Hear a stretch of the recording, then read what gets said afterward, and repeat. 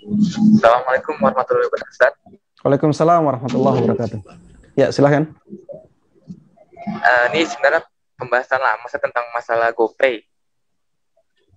Kan Ya, beberapa asatiza kan ada yang mengatakan takifnya qard atau hutang. Nah, ini beberapa ada yang menyatakan memberikan muskilahnya seperti bahwa kita itu tidak ada niat untuk memberikan hutang atau uh, kita tidak bisa menarik top up GoPay dan iskal-iskal lainnya gitu. Nah, itu bagaimana menjawabnya Ustaz? Apakah tetap pada takif qard atau berpindah ke sorf atau ijaroh atau wadiah gitu Ustaz? Syukran Ustaz. taib. Ya, memang ada beda pendapat dalam masalah itu ya. Kita sikapi dengan sikap yang bijaksana saja. Ya, kita akui adanya perbedaan pendapat itu. Karena ini memang masalah baru ya. Namun, Ana ingin menyampaikan pandangan Ana saja ya. Ana tidak memaksa siapapun untuk mengikuti pandangan ini. Tapi karena ditanya, ya Ana sampaikan.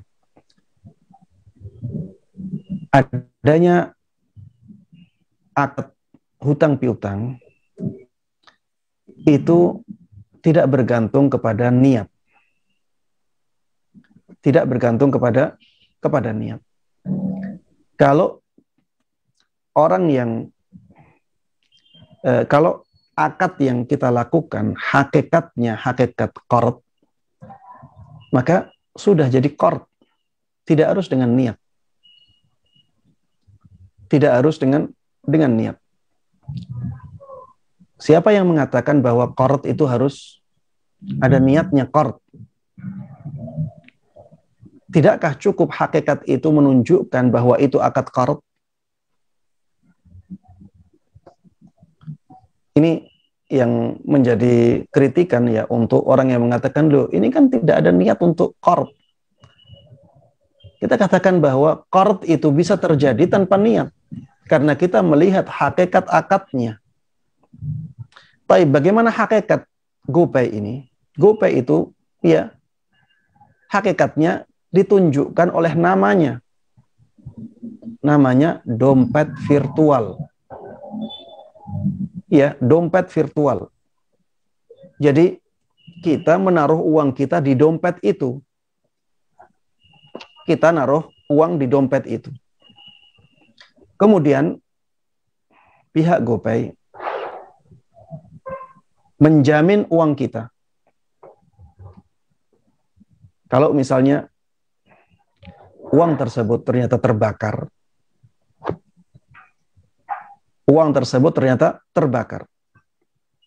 dicuri orang, misalnya, GoPay bertanggung jawab tidak untuk mengganti uang kita yang di dompet dia?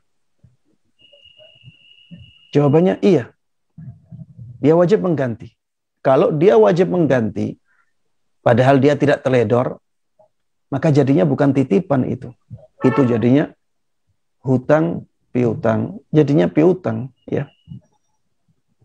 Kemudian perkataan bahwa nasabah atau konsumen atau orang yang top up itu, yang punya saldo itu tidak bisa narik lagi, ini tidak benar juga ya. Tidak benar juga. Bisa ditarik lagi. Bisa ditarik lagi. Bisa ditransfer ke rekening bank juga. Nanti dari bank kita bisa ngambil. Hakikatnya hakikat uang. Ya. Hakikatnya hakikat uang. Kemudian kenapa kita katakan qard piutang? Karena ada tasarruf, ada tindakan yang dilakukan oleh pihak GoPay. Walaupun tindakan tersebut tindakan keterpaksaan karena diikat oleh aturan. Tapi yang jelas GoPay telah melakukan tindakan. Ya, dan yang sejenisnya ya, GoPay, OVO dan yang sejenisnya. Mereka telah melakukan tindakan yang menggunakan uang nasabah. Atau apa itu istilahnya? Intinya orang yang top up di dompet virtual itu. Apa tindakan yang dilakukan oleh para pemilik usaha tersebut? Mereka diwajibkan untuk menyetorkan uang itu ke BI. Kalau tidak 70%, 75%. Wallahu alam, anak agak lupa ya. Tapi ada kewajiban dari mereka untuk menyetorkan 70% uang tersebut kepada BI. Nanti yang berputar hanya sisanya itu. 25-30%. Baik, dari penyetoran ini, pihak GoPay mendapatkan bunga dari BI. Mendapatkan bunga dari BI. Memang GoPay tidak punya hak untuk menggunakan uang itu. Mereka tidak punya hak untuk menggunakan uang itu. Tapi mereka sudah gunakan uang itu untuk mendapatkan keuntungan dari BI. Tapi untuk belanja mereka tidak bisa. Untuk membeli sesuatu dengan uang itu tidak bisa. Tapi yang jelas mereka sudah menggunakan uang itu disetorkan ke BI untuk mendapatkan keuntungan. Semakin banyak uang yang disetorkan ke BI dari 70% itu, maka semakin besar bunga yang mereka dapatkan. Semakin besar bunga yang mereka dapatkan. Inilah rahasia kenapa mereka berlomba-lomba untuk mendapatkan konsumen sebanyak mungkin. Makanya mereka berlomba-lomba untuk memberikan sesuatu ya layanan yang menarik konsumen. Ya seperti misalnya gratis ongkir lah, atau diskon, atau poin,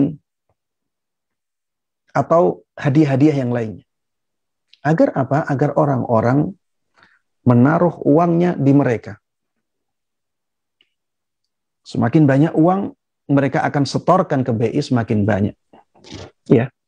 Karena mereka diwajibkan untuk menyetorkan 70%. Ya, wallahu alam atau 75, lupa. Nah, ini harus disetorkan ke BI. Memang aturan ini sebenarnya adalah untuk menjaga agar perusahaan-perusahaan itu tidak nakal. Karena kalau tidak seperti ini, maka dikhawatirkan uang yang terkumpul di mereka malah disalahgunakan. Makanya BI membuat aturan agar uang ini dibawa ke mereka, diamankan oleh BI, tapi BI memutarnya. Ya, BI memutarnya.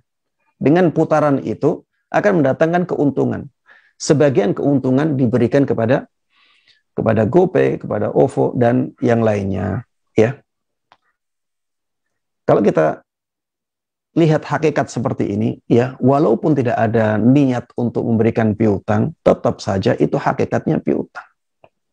Hakikatnya piutang, sehingga hadiah-hadiah yang kita dapatkan dari GoPay, wallahu ta'ala alam, masuk dalam kaidah yang telah disepakati oleh para ulama, kullu qardin jarra naf'an fahuwa riba.